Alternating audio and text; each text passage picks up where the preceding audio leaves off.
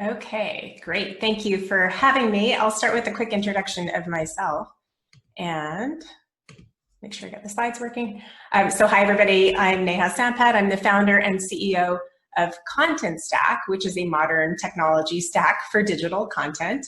And I'll take the perspective of content from a digital perspective in today's conversation.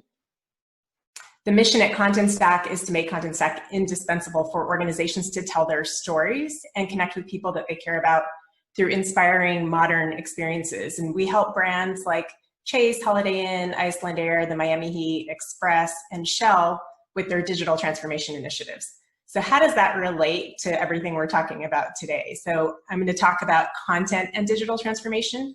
And there's a few areas that I chose from my experience and my customer base that we're really impacting. And you start with brick and mortar stores moving more of their business online via e-commerce, especially in today's day and age where a lot of people are stuck at home and not able to go to stores physically. There's a big shift happening there.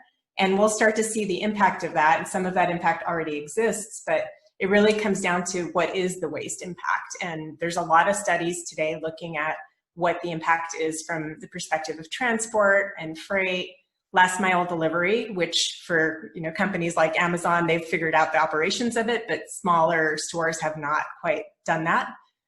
Building use, are we going to have big stores and malls, or how is inventory going to be managed? And then of course the load on server farms, which we'll talk a little bit more about, and changes in packaging. So that's definitely one area that we think about a lot. Another is content shared digitally in place of printed material or physical hardware. And this could be anything from snail mail that you get for ads, or newspapers where you used to read ads, or even cassettes and CDs. And if you think about the waste impact from that perspective, we're thinking about maybe a reduction in the use of plastics and metals and paper waste, but what is that load on server farms? What does that mean from a digital waste perspective? And as we consume more content digitally, we're also buying more devices to do that consumption. So we're generating e-waste.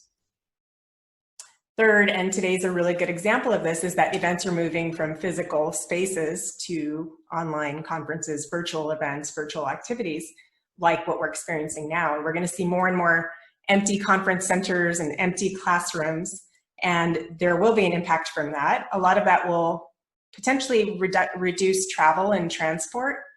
A lot of conference facilities will be left empty, which means less food waste, less energy consumption.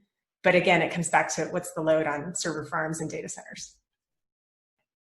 And then finally, this is the perspective from Content Stack's world, is really repurposing content that was originally just meant for the web, but now being able to share that across all the channels where we're, as humans, consuming content, whether it's web, mobile, emails, support chats, AR experiences, eventually, wearing headsets and experiencing things virtually. And really that there's some good and there's some bad that comes with that. And, writing content once and being able to run it anywhere is really awesome. You are only placing it in one place and then repurposing it and reusing it, and not necessarily having it sit on 50 different servers for 50 different uses. But there will be a load on data center capacity, and that impacts server farms, of course. But over time, there's ways to make that more efficient. And we're thinking about that, as is the rest of the industry. So I'm going to go to the first poll question. Emissions are lower in the move from physical cassettes and CDs to streaming music digitally, true or false? Go ahead and reveal when you're ready. Oh, it's about almost half and half, which is very interesting. And I was kind of surprised by this as well, but it's actually false, and surprisingly, but not surprisingly, also very debated. So we're all right from that perspective.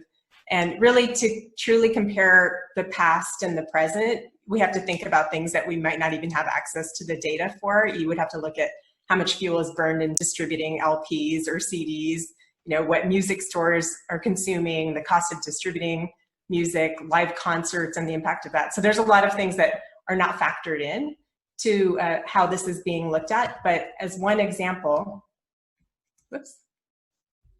The music video for Despacito in April 2018 was a huge hit, and it was the first video to hit 5 billion views on YouTube.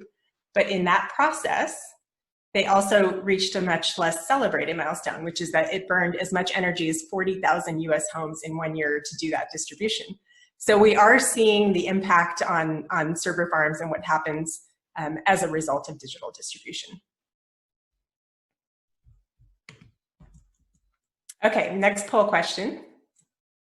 Great. So greenhouse gas emissions for large e-commerce retailers in the United States are lower than brick and mortar retail. True or false? 65% said false, and the answer is actually true. It's studies have shown that it's about 17% lower. And again, that comes back to evaluating all of the different aspects of either running a brick and mortar store or running a business that's doing e-commerce. And they looked at transport and freight, last mile delivery, building use and inventory management, the load on server farms, changes in packaging. Looking at all of these different things, they found that it's actually 17% more efficient from a carbon emissions perspective to do e-commerce versus brick and mortar, which I thought was interesting and surprising. Okay, this is the third and final poll question. True or false, 80% of global e-waste is formally recycled?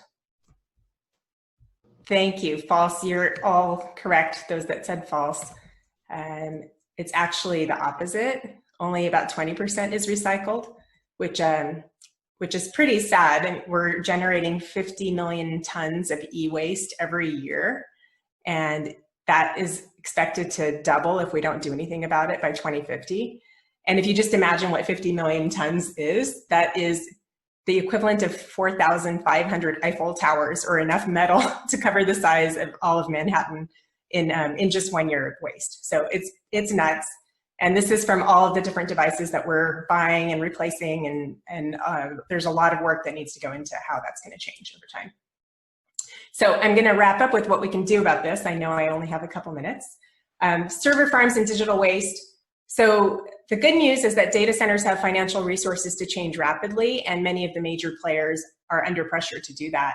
And they've made commitments to move to 100% renewable energy. And there's a really great TED Talk from the woman at Google that runs this initiative that talks about how Google's made that transition, and they're working on moving to 100% renewable energy for all of their data centers, which is really interesting to see.